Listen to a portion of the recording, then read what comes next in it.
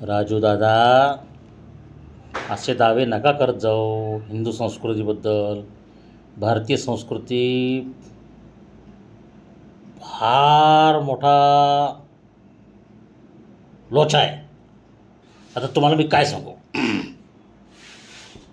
म्हणजे हिंदू नावाची कादंबरी लिहिणारे ते जे आहेत, त्याचं नाव मला आठवत नाही, ते म्हणाले की समृद्ध अडगळ आहे हिंदू. म्हणजे हिंदू समाजातली वर्णाश्रम जातीव्यवस्था ह्याच्यावर भल्या भल्या लोकांची हिंदू काम करत नाही. मराठे कधीच ब्राह्मण होणार नाही हे तुमच्या डोक्यातून काढून टाका. बामणाळलेले मराठे आणि मराठळलेले बामण असे सगळे आहेत आपल्या समाजामध्ये. आता मी ब्राह्मण जाती जन्माला आलो, मला कोणी ब्राह्मण मानत नाही.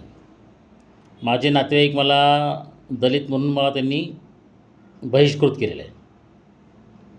मराठा समाजाचे नेते, एकदम टॉपचे नेते, त्यांनी मला ब्राह्मण म्हणून बरबाद केलं.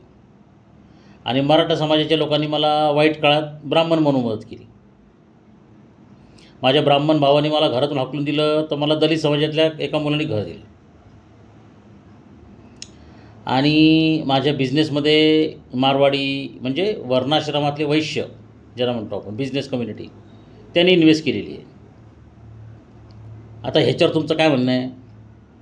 म्हणजे मी मराठा पण आहे, ब्राह्मण पण आहे, दलित पण आहे आणि वैश्य पण आहे. वर्णाश्रमातले चारही वर्ण आश्रमी जगलेलो आहे.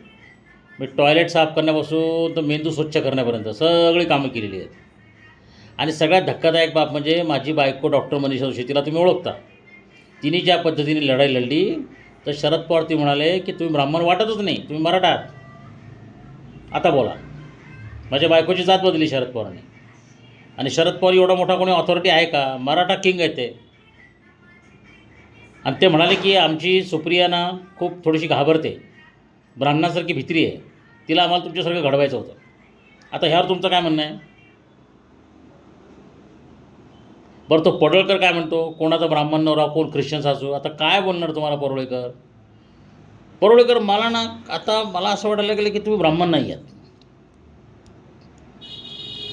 तुम्ही ब्राह्मण नाही असं वाटायला लागलं मला असं वाटतं की तुम्ही कन्फ्यूज ब्राह्मण आहात किंवा डिफ्यूज ब्राह्मण आहात.